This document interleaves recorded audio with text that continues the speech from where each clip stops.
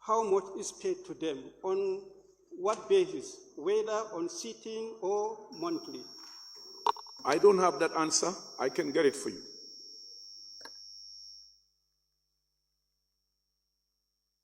Honorable Speaker, can I observe?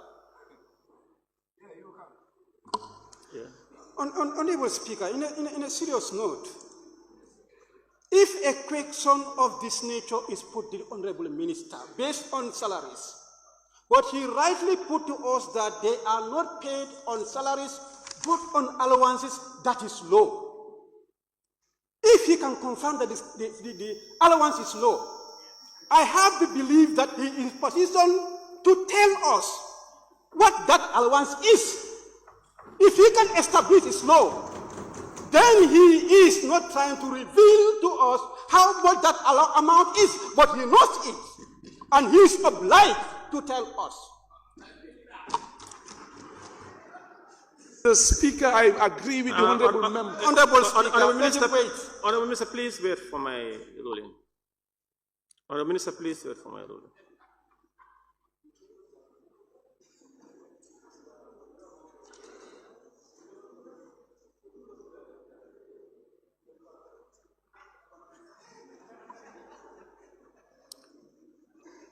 Honorable members, please. In fact, the parent questions, the Honorable Minister was asked the salaries and allowances of district tribunal members. And he responded, but not by not providing the salaries and the allowances, indicating that they are low. And a supplementary question from the member for Brikama North, a minority leader, was how much, and the minister indicated that they are not paid salaries but allowances, and it's low, without mentioning the amount, which was sought in the original question. And the minority leader and member for Brikama North asked how much a district tribunal member receives allowance, and the minister responded. He also responded to the parent questions. And the objective and the reason behind the drafters allowing supplementary question 2 from the member who asked the substantive questions is in the event that answers are given, but he or she is not satisfied, he will make a follow-up questions with view of elucidating on the answers, on the answer given by the minister. And the minister also have the right to reply. And whether the member is satisfied or not, he have another chance to ask. In so doing, it also trickled down to 5 members. Once the vice president or a minister respond, that is it. The only thing we could do is a follow-up question. And in those follow-up questions also, the Honorable Minister or the Vice President will answer. In the event that we may not get the necessary questions, and those questions also include a request for the Vice President or a Minister to provide information to the Honorable Members, request documentary as per the answers. So based on that, the Honorable Member for Brikama North asked a question to the Minister, and he responded. But the member for Brikama North is not satisfied. So that does it for that supplementary questions and answer given by the Minister. Then we'll proceed to the next. Observation. Hey, Seedy. My ruling is that the Honorable Minister have answered your questions. It was an observation. You observed. You observed. Yes, it was please. a question. Thank you. Yes, order please. The Honorable Member for Brikama North sought leave of the Speaker to observe, and I granted. And he made his observation, and I appreciate his observation. Thank you. Member for Fonyi Councillor, you have the floor. Yes, thank you very much. Honorable Minister, as you have said, allowances are paid and a review process is in place to the district tribunal members. In this review, in order to show effectiveness in tribunal processes, I want to put it to you, would there be any law that will against them being paid salaries instead of allowance? If so, could you include them, the part of salary earners, no more allowances? Thank you. Let me, if you permit, Mr. Speaker, let me answer to the member for Fonyi Councillor constituency. As I said, we have a joint responsibility between the Ministry of Lands, Local Government, Religious Affairs, and the judiciary. They perform two functions. They are both at the level of the local government services and also at the level of judicial. They perform judicial functions. What I have found strange in this when I took over this office was even councillors have no salaries. Elected people in this country don't have salaries. That is sad. And they carry responsibilities close to equal to some of you sitting in this August body. And they have no salaries. And this is why I'm saying we are reviewing the entire process. And then there is need to amend some of these acts. So we want to do it holistically and look at it and do the rightful thing to advance the cause of justice and development within our government. And I think that's why I'm asking you, we are asking as a government, we want to do it and holistically look at all these issues. You cannot be an elected member, you have no salary. Councillor, you cannot be. That's why we feel that we cannot do. Some members of the planning board were paid $2,000. Can you imagine that? They will not perform because they will not fuel their vehicles all the way to come only to be paid a bare minimum of $2,000.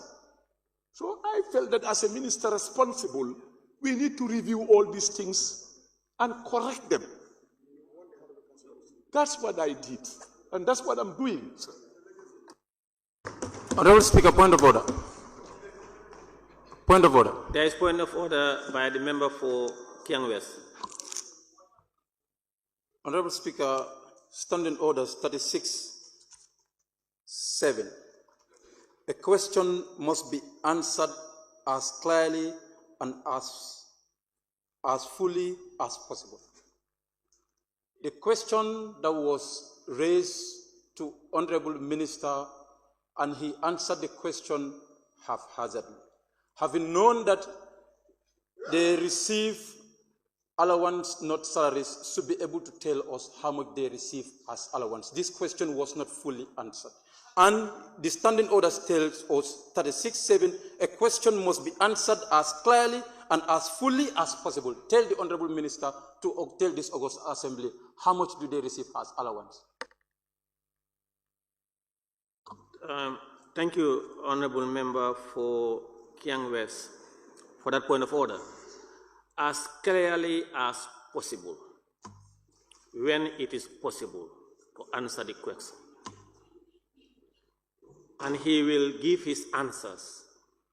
But is there any legal provisions that say or state that he must answer a question or he must give you the answers that you want him to give you?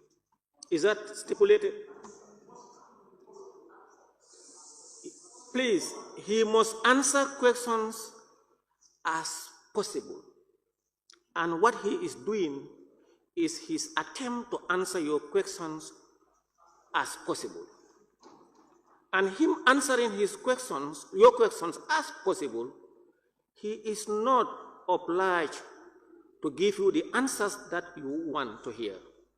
There is no law, and we can't do that.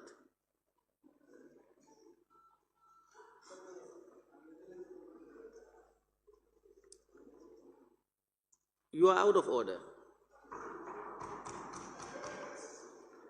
Honorable Member for Opanyomi, you have the floor. Honorable Speaker, I wanted to withdraw, but I think I have to proceed somehow. The Honorable Minister answered clearly the first leg of the question, which is this allowance, but the other part, to me, there's an ambiguity somehow, which the Honorable Member said, when last time their pay was reviewed?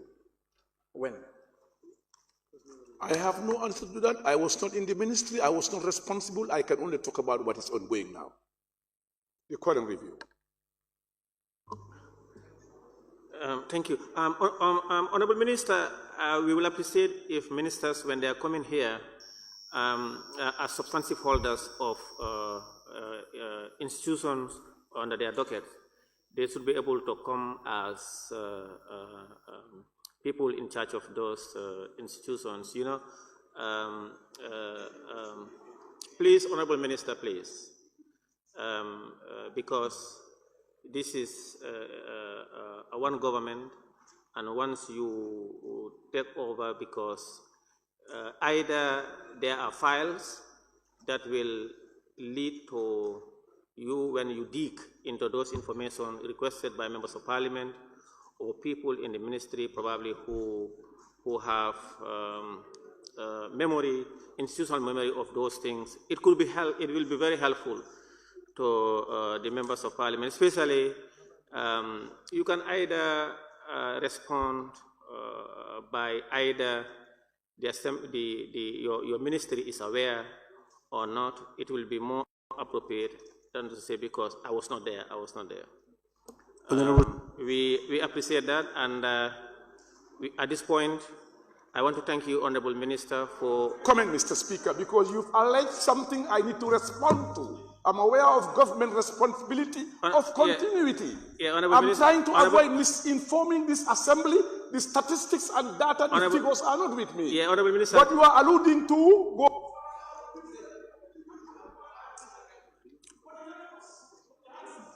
Honorable Minister, please allow me to finish. No, Honorable Minister, there was no questions that I posed. I made a comment. Yeah, please, Honorable Minister, allow me to make a point. I was making this general statement so that it's either it is there or it is not there. And as I said earlier, you are not obliged to give answers to what each member wants. I've made it very clear. And what I just made clear was so that the Vice President and members of Cabinet will avoid the term, I was not there, I was not there. That's what I said. And at this point, Honorable Minister, I am not opening for a debate on this matter. It is just a point I made, and I would want Honorable Ministers and the Vice President to take note. And thank you very much for those answers provided. You may go now. For clarity purpose, for the record preceding of this National Assembly, it is fair you give me a response, allow me a response to your comment. Because it will be recorded in the Hanside. In the next 100 years, it will be read in this bogus body.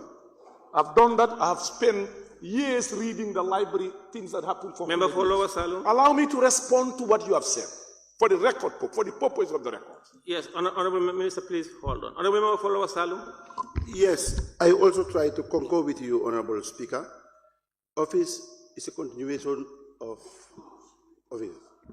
If the minister is telling us what has happened now, because we have folders in ministries, and what response should be that I don't have the records now in hand. But in what he's doing now, we are not looking for that. We are looking for the records. So I think what the minister said, that it's better you tell us what is happening, or if you don't have it, you provide us those information with us. Honorable Member for Lower Salem, thank you very much for that. Yes, Honorable Ministers, you are right as you indicated. They can, either we have the records or we don't have. But that, because I was not there, that's what I want the Vice President, Honorable Ministers to try to help so that we avoid those things. Thank you, Honorable Minister. You can go ahead. Yes, please go ahead. Mr. Speaker, what you are alluding to is far from what I have said. I'm avoiding misleading this House by giving them figures that are not with me. If they want an issue, let them send a substantial question as provided for in your standing orders. Then I'll give a fitting answer. No, but let me come. No, I don't have, I cannot do that. No, Honorable Minister. Observation. Simple. Honorable Minister, you remember you were asked a question and I said, let them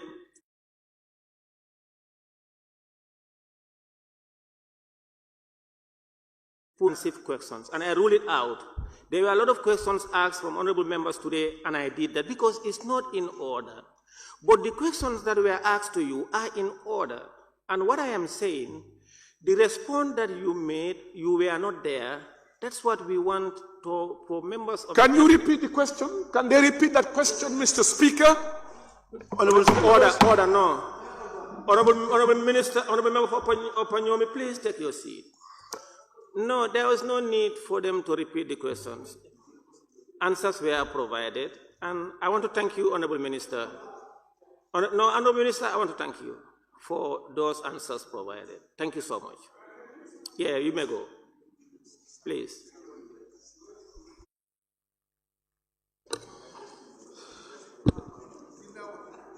Questions for oral answers. Honorable Minister for Trade.